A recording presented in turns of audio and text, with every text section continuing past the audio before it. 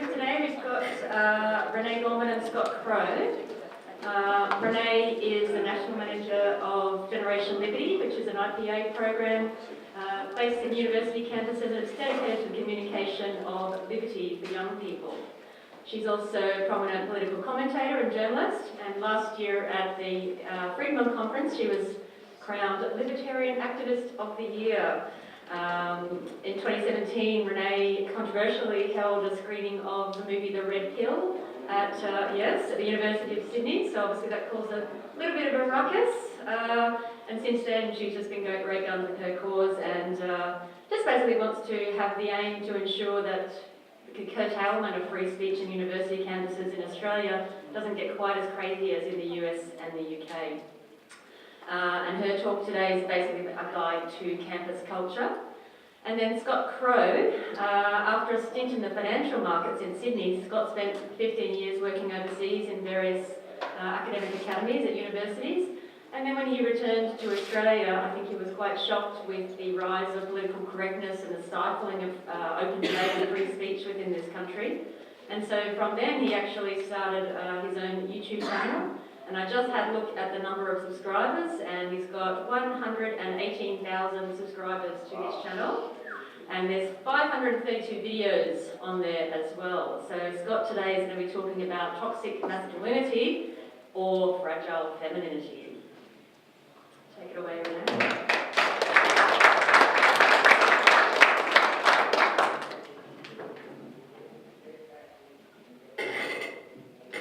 I'm very short. As you heard, I'm Renee Gorman, and I'm the National Manager of Generation Liberty. The far left like to paint a picture of conservatives, libertarians, and pretty much anyone to the right of Trotsky that is naturally predisposed to victim blaming, unsympathetic, and callous to the needs of the vulnerable. They like to accuse us of being the bullies, and that they are the victims. I've heard before that it's a common trait of narcissism, projecting your own worst attributes onto others. This is definitely the case on campus today, because, my friends, the far left are the real bullies. Halfway through 2016, I decided to extend my education by starting my Masters at the University of Sydney. I was just another student in the crowd, perhaps a little bit more mouthy than others, but generally just going to uni, getting my work done, and going home, because I was working full-time while studying. That was until 2017, when I decided to screen the film The Red Pill, in collaboration with the Conservative and Libertarian Club on campus. I like to say that I was just this sweet, naive student who wanted to screen a film that I thought was interesting. And that's true to an extent. Well, maybe not the sweet, naive part, but I always knew that this film was going to cause some controversy, generally from people who haven't actually watched the film. However, the level of hostility, verbal abuse, name-calling, and general "read" that I found was far beyond anything I could have imagined. But the screening went ahead, despite the student union's ban, thanks to some work on my part, but also thanks to some very generous donations to a GoFundMe campaign, a lot of support from other students, some support from Cassie Jade herself, the filmmaker, the ATA, Andrew Bolt, Miranda Devine, Bettina Arndt, Stephen Crowder, and my fellow speaker here today, Scott. After that incident, instead of backing down, I found a hunger to run further events on campus. Not for the point of provocation, but I felt that conservative, libertarian, and centre-right students needed something to get behind, and events where they could meet with other like-minded peers. And yeah, okay, maybe I did want to poke them with a stick a little bit more. The next two events that I ran on campus were called The Dangers of Socialism, which coincidentally was during the National Socialist Conference, and The Case for Crowe, both Generation Liberty events. And not long after the Red Pill screening, I was contacted by the IPA. It was during these two events that I came across the outrageous security costs that Sydney University was demanding in order to protect us from crybaby left-wing students.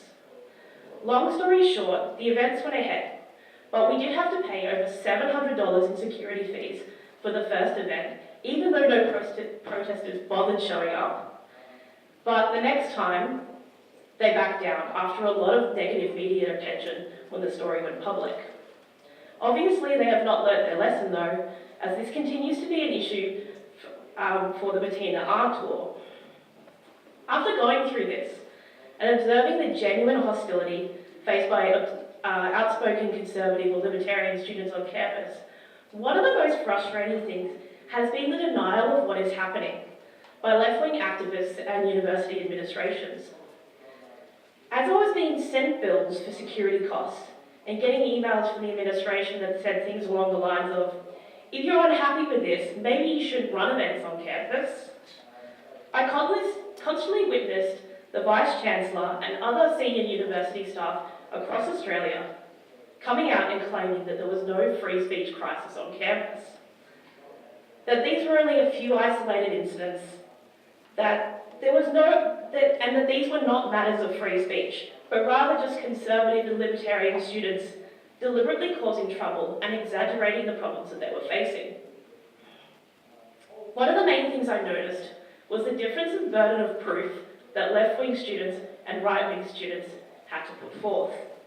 The left constantly made claims that women, ethnic minorities, LGBTI, and trans students are under constant threat of violence on campus. Some going as far to say that they are literally dying. And on the whole, their claims seem to be taken very seriously by the administration, and they are presumed to be truthful without providing evidence. This is not to say that people like this don't face problems in the broader community, but personally, I have not really encountered it on progressive left-wing university campuses.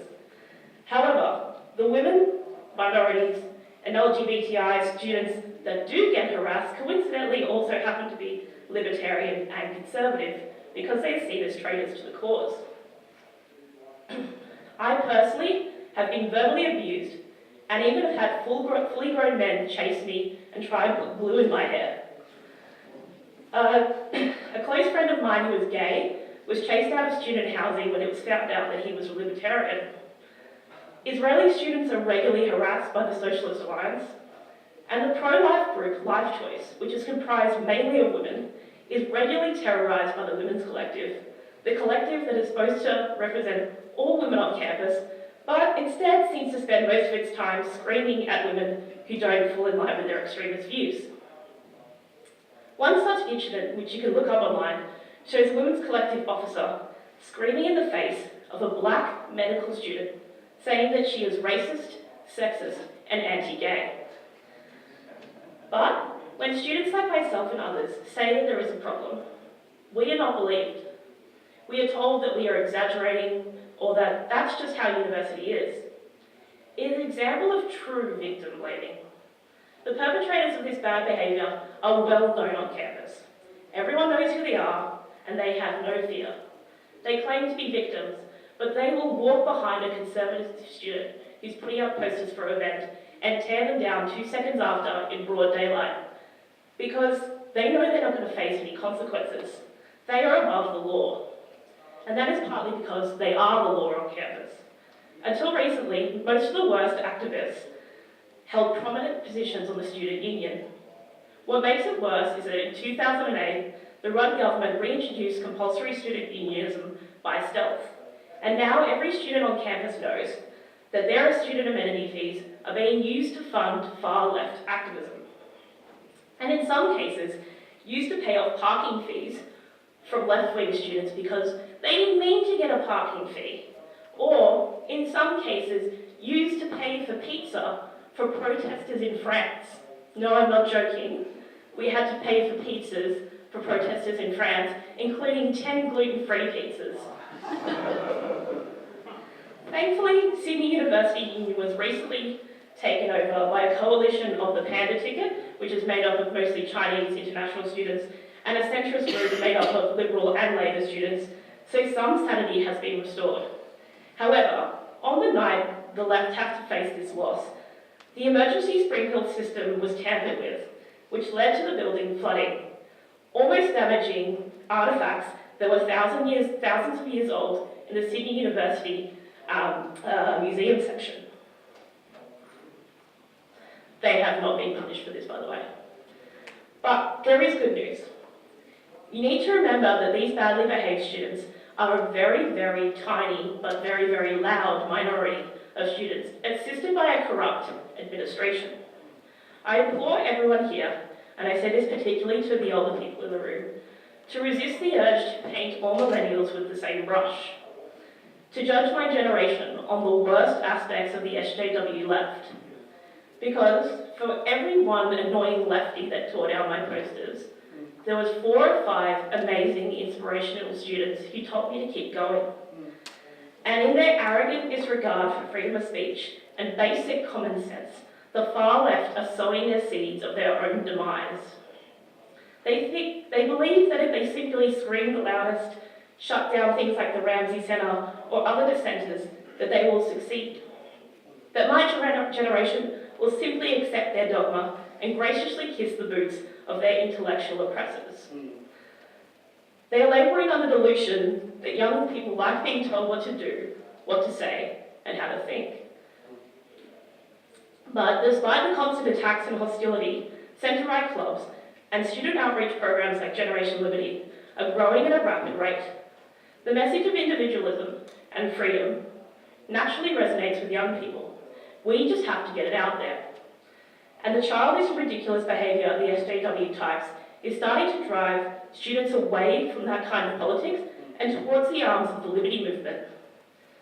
It is true that sometimes it is hard to be a conservative or libertarian student on campus, but what doesn't kill you makes you stronger. The obvious left-wing bias in tutors and lecturers even has some positive effects, because when a conservative or libertarian student goes to class, they are constantly questioned, they constantly debate, and they are constantly sharpening their minds. They are honing and strengthening their skills, while the far left plays with glitter glue and crayons in their safe spaces. Mired in their own complacency, they are testing and strengthening their opposition, while expecting that their own future leaders will still blossom into political powerhouses, when they can't even bear hearing an opinion they don't like. I think one of the most obvious examples of the soft-minded ignorance that this complacency creates is the befuddled musings of the American politician Alexandria Ocasio-Cortez. While right now, in the centre-right, we are seeing the emergence of a small but significant crop of young politicians that have intellectual vigour, excellent debating skills, and a strong knowledge of their ideological foundation. Think James Patterson and Amanda Stoker. The message I want to leave you with today is that the future is not lost. The left can censor us and shut us down, but they cannot take away my generation's curiosity, and they will never take away the strength and light in the eyes that I see in every single member of Generation Liberty. Thank you.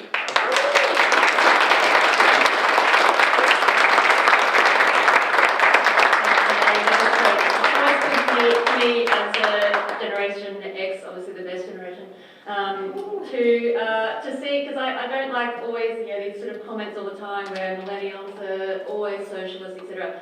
When I see kids like the people from Generation Liberty, from Mancal, and a lot of people that I associate with in Melbourne as well, I see a lot of really smart, intelligent young people and really intelligent millennials who are waking up to the messaging going around. Thanks very much, Renee.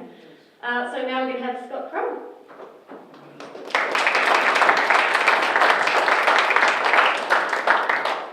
I'd just like to get a show of hands. Who's seen the Gillette "The Best a Man Can Be" ad? Oh, great. That's good. This won't go over your head then. So back in January, Gillette released a public service announcement masquerading as an advertisement to supposedly educate us knuckle draggers on how we can be the best men we can be. Recruited for this assignment was Australian feminist director Kim Gehrig, responsible for such awe-inspiring campaigns as Viva la Vulva, which urged women to celebrate their sexual organs. So this is who Gillette got to make this ad. Anyway, according to Gehrig and Gillette, being the best a man can be amounts to being nice to women. Apparently, although not even one razor is featured in the ad, it told us, amongst others, examples that the best a man can be is to mansplain to other men, not to approach women on the street, or don't ask them to smile at parties. Because, remember, women are strong and independent except when a man asks them for a photograph, and then other men need to rush in and rescue them. And I think this example captures sort of the current feminist view of women, that instead of seeing women as capable, independent people making their own way in the world, they're all helpless victims of the whim of the toxic patriarchy that just oppresses them at every turn, and thus they need scaffolding just to get through life. And I'll come back to what some of that scaffolding looks like. Also in January, we had the American Psychological Association declare that traditional masculinity, marked by stoicism, competitiveness, dominance and aggression, is on the whole harmful. Men socialised in this way, say the APA, are less likely to engage in healthy behaviours. Now, there was a lot of fuss created about this, and in the subsequent weeks they walked that back, and they then said that, quote, only extreme stereotypical behaviours and not being traditional male may result in negative outcomes. And the Gillette ad garnered about double the number of dislikes to likes on that video. But of course, this is just denial. This is confirmation of the intransigent nature of toxic masculinity. But let's acknowledge that men are overrepresented in the worst behaviours in society. Men commit 88% of all homicides in this country. They're also 2/3 of the victims. Men, when we look at all violence, men perpetrate more than 70% of it. They're also more than half of the victims. So there's an asymmetry to this reality in the discussion about violence in general. I mean, in Australia's domestic violence industrial complex, as I like to call it, they don't really talk about domestic violence anymore. They talk about violence against women. That's the narrative. They're solely concerned with the portion of the population that's actually less likely to be a victim of a violent crime. And even if you drill down into intimate partner violence, men are still 1/3 of all the victims, and they're less likely to actually report domestic violence. So, it's arguable that it's higher than that. But we have people like our former Prime Minister, and isn't it good to say former Prime Minister Malcolm Turnbull, who said, who went on national TV and said domestic violence is just violence against women. If you take a look at every government-funded commercial since the Stop It at the Start campaign launched 3 years ago, 100% of the perpetrators in those ads are white males, 100% of the victims are white females, which is quite strange given the government's obsession with equal representation. Now, this asymmetry between reality and public policy and public perception in general it's a phenomenon I like to call meteor strikes Earth, women most affected. Probably my favourite example is in 1998 when Hillary Clinton, as First Lady, claimed at a domestic violence conference that women have always been the primary victims of war. Apparently the hundreds of thousands of men that died in the swamps of Passchendaele were, secondary victims of war. Take a more recent example. Four Corners ran a documentary at the end of February, you may have seen it. Why are so many women going to jail? It turns out a lot of women that end up in jail had histories of abuse, experienced sort of personal trauma, tragedy, led them to drugs, alcohol, theft, robbery, violence, you name it. This show was released on the back of data last year that the New South Wales Bureau of Crime Statistics said that between 2011 and 2017 the number of women incarcerated for violent crimes was up 50%. Strangely though, I can't remember the investigation into the 92% of the prison population that's male and the underlying factors that are the causes of their incarceration. For example, the absence of fathers in their life, one of the biggest causes. But that didn't stop two Sydney-based feminists arguing that the increase in female incarceration is because of sexist cops and judges. They complained that cops and judges, this is a quote, needed to be more merciful when sentencing women because women suffer more in prison. Now, these are feminists, and they will probably argue that they're for equality at the same time. But how about a less pernicious phenomenon, but with no less hysteria attached to it? The scourge of online abuse directed at women, in particular female journalists, activists, politicians. In a report last year, Amnesty International concluded that The violence and abuse many women experience on Twitter has a detrimental effect on their right to express themselves equally, freely and without fear. And note the ever-expanding definition of what constitutes violence. Now, when Amnesty International was asked by the very progressive NPR how do men's experiences compare, Amnesty International had to admit they didn't actually ask men. And this is not unintentional, because when you ask both men and women about their experiences, you get some inconvenient results when you're trying to push the female victimhood narrative. Luckily, however, the Pew Research Organisation has done this. In 2013, 2016, they ran 2 surveys on online abuse, and the results were identical in both years. So it turns out that men get slightly more abuse online than women do. Women get more sexual harassment, men get more physical threats of violence, but men overall get slightly more. Here's the real difference that is not talked about. Compared to men, double the number of women said the experience of online abuse was very upsetting or extremely upsetting, 38% versus 17%. 2/3 of men found their experience to be a little or not upsetting at all. 2/3, a third of the women said the same thing. And this gets to the crux of the asymmetry. Women complain more about the same treatment, but instead of encouraging women to build resilience or learn how to use the block function on Twitter, the collective response from our nanny state overlords is to defer to the feelings of the most easily offended. In 2016, The Guardian documented which federal MPs received the most abuse on Twitter during the run-up to the election. They compiled a list of the top 20 most abused MPs. So at the time, there was 27% female MPs. So if abuse was gender neutral, you'd expect maybe 5 women to appear in that top 20. Does anyone want to have a guess how many did appear in that top 20? 0. That's right, 0. I think George Christensen was number 1. Anyway, that same article then, for the second half of that article, proceeded to talk about how Lee Sales had been abused online because of a so-called softball interview with Malcolm Turnbull. And so they turned this article into abuse of MPs on Twitter, into how awful Twitter was for women, particularly Sales, because meteor strikes Earth, women most affected. Another tenet of female victimhood is even when you're the bully, you're actually the victim. I mean, take the case of Emma Hussar. 44 allegations of workplace bullying from 21 former and current staff. Now, one of those allegations, which we'll call the basic instinct allegation, was categorically denied by everybody.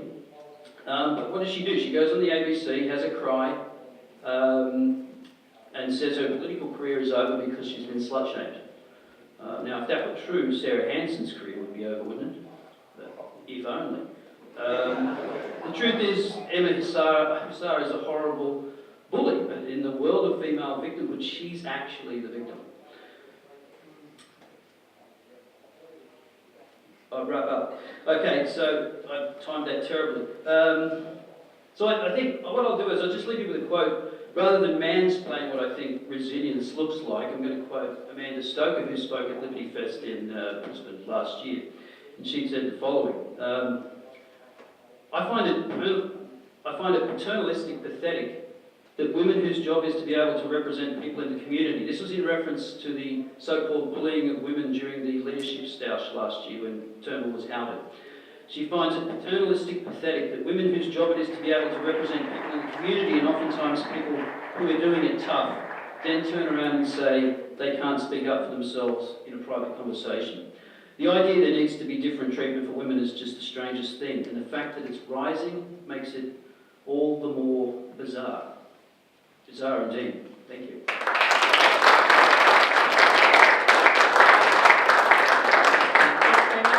So we've just got just 5 minutes for questions.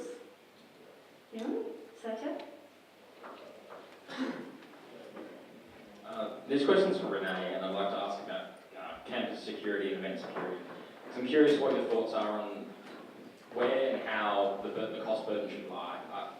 There seems to be inherent logistical problems with applying the cost to protesters. Should costs be borne by universities, and somewhat you'd like that which in other terms is the whole student body and the taxpayer. What's your thoughts on that?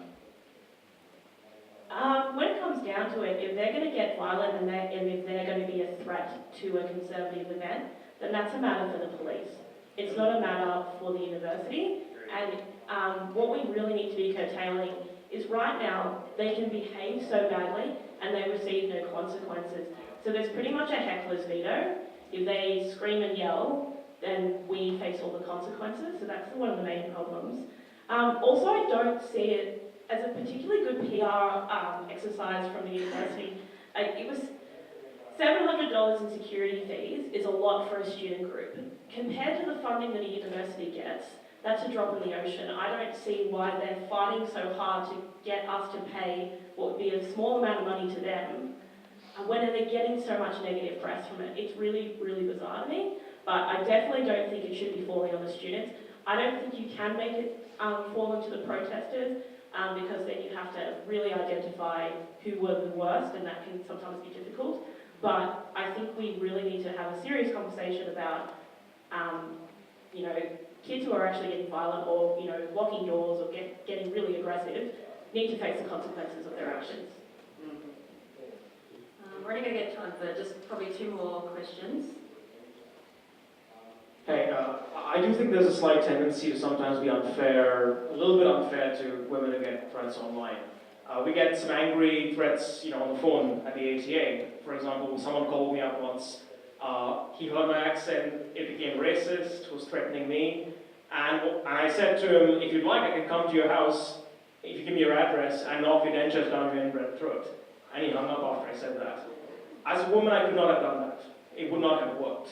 So do you think that we should perhaps give a little more leeway and accept that by nature of biology and reality, women do disproportionately face a greater threat from the same things that affect men?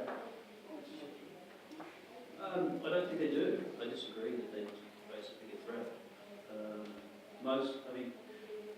I don't know if you've seen statistics on how many people who make threats online and who actually take it out. It's virtually zero. It is virtually zero. It's online. It's words. And I just, I don't think coddling women is the right way to go. I'm probably not the best person to answer this. We should ask women what they think. But I don't think coddling women is the way to go because they're women. Okay, so yeah, probably just 1 more question. On the start of the break, Pat, who would like to ask a question?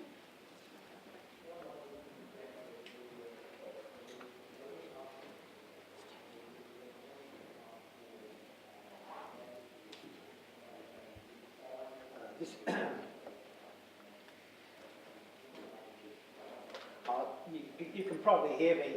This is for Renee. I'm assuming that as you are a student, you are also paying your union fees. So if students are required to pay for pizzas for protesters in France, why aren't you saying to the university or the student guild, how about you foot the bill for my security at these events? Actually, I just recently not became a student. I finally graduated, so I think Michael Spencer's going to throw a party. When that case was actually reported in the media, a lot of students did speak out and say it was wrong. It was part of the list of crazy prices that were paid for by student amenity fees. I think, that maybe that student union fees should be going to pay for security fees, because that's actually something that legitimately helps students. And I wouldn't care if it's used for our side. If, other groups, left-wing groups need security, then they should pay for that. I think it would be a reasonable way to use it. Right now we have the problem that generally the amenity fees are not used properly at all. But overall, I'm actually against compulsory student unionism. I think it's an absolute disgrace that all students are forced to pay into something that is essentially a political group. All right, we'll have to wrap that up. Renee also does have the form for any young people looking at joining Generation Liberty. It's only $10, and you will get a very snazzy Margaret Thatcher stubby holder that is sure to make you popular at parties. Excellent. So in this room, we'd like to thank both our speakers today.